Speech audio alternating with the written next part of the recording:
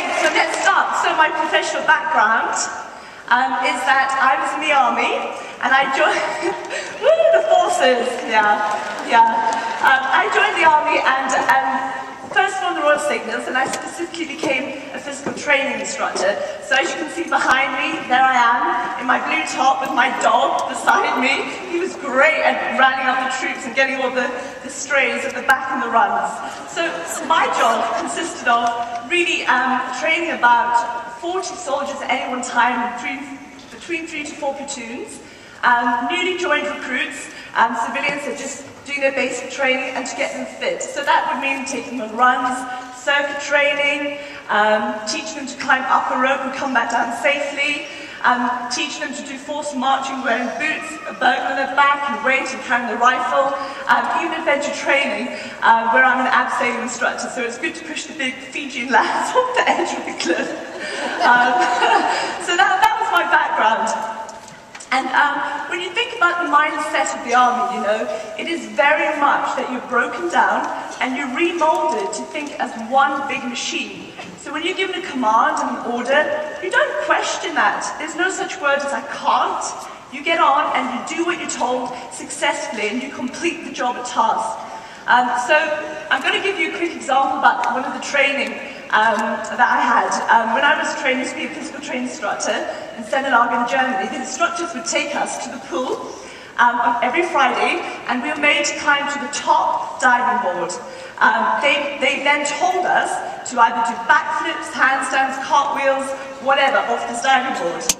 So, if you did exactly what you were told and you didn't hesitate or doubt yourself, you would be fine. You would land in the water, correct. But if you didn't, then you would hurt yourself, and I did on a couple of occasions. So just really regardless to say that when I joined this business, I had no knowledge whatsoever about network marketing. Okay, so how did I get into this? Okay. Well, my sister, she was having a third child by cesarean section, and her husband is in the military and was having to go to Afghanistan for 15 months. She asked if I would fly over to North Carolina to help her, and so I did. And as you can see behind there is our combined children. So we had a 0-year-old, a 1-year-old, a 2, a 4, and a 5-year-old. That was, it was great, but it was tough. And I think Arbonne must have heard my cries for help, because I met my sponsor, a stranger, at the pool. Now, she taught me to do the results approach, which was to go and find your fall. And because I'm good at getting told what to do, I did that. I went and found my fall. And here you can see, at the pre-launch Arbonne UK in October 2007, there I am with my fall and our amazing president, Rita Davenport.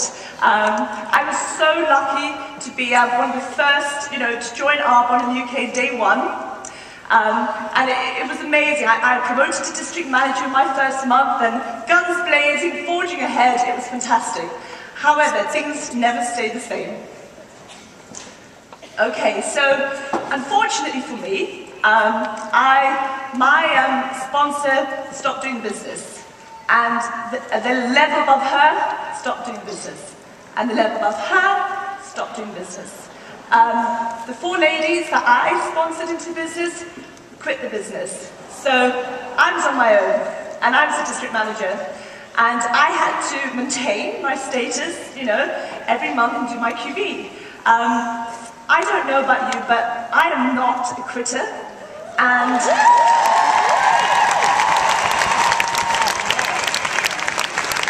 thank you. And I give everything I do 110%.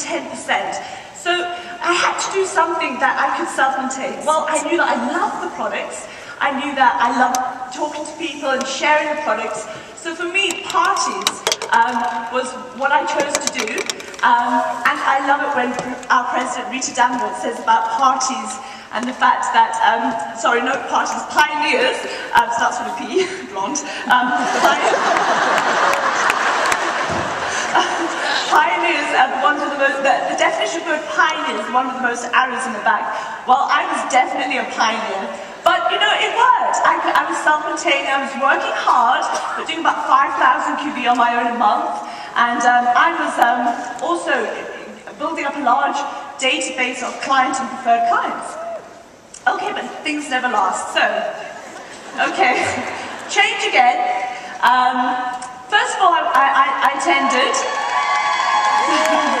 She's a very instrumental lady to me. I attended a national training conference in 2009, back in the UK, and our UK regional sales manager, Linda Chadwick, was on the stage, and she said my name. She recognized me for the amount of parties I had done.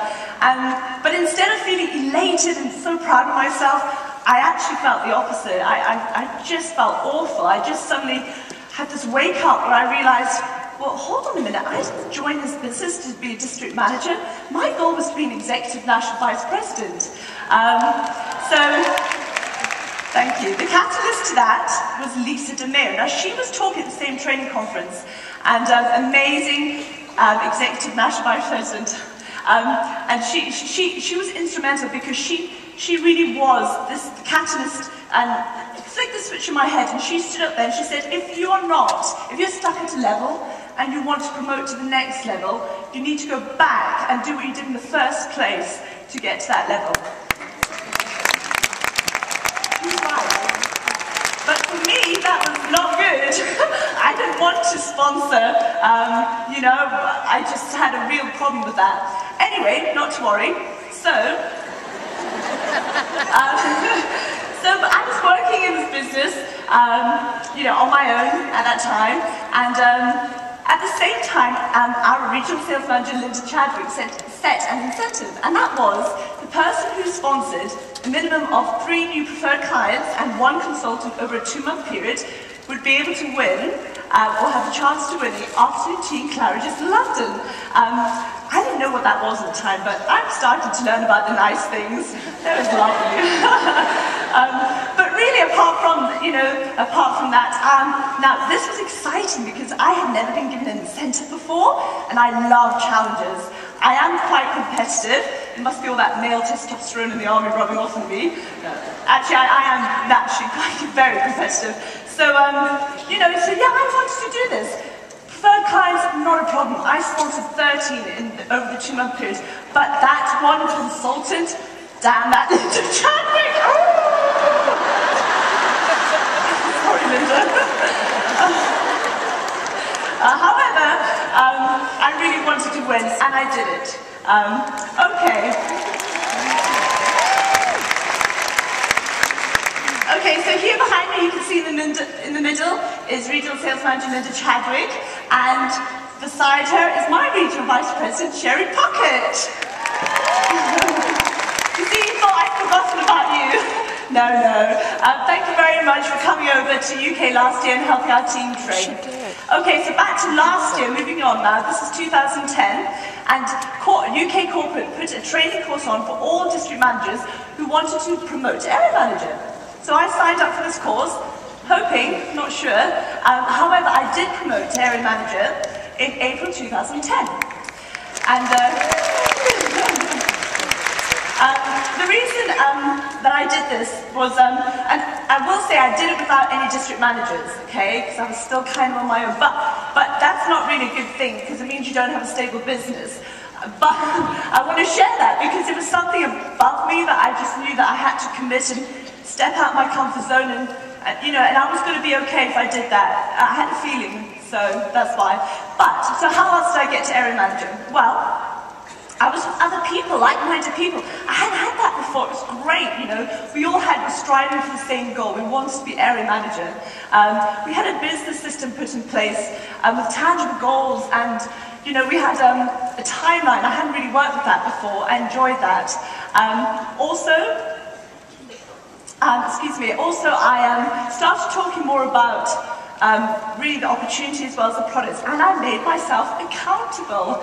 I went up to National Vice President Ian Pritchard, who I really admire, and I went up to him at, it was a UK product launch, and told him that, basically said, I'm going to be an area manager, and I was thinking at the same time, why are you saying that? Because now you have to do it right, because you never let yourself down. But I did it.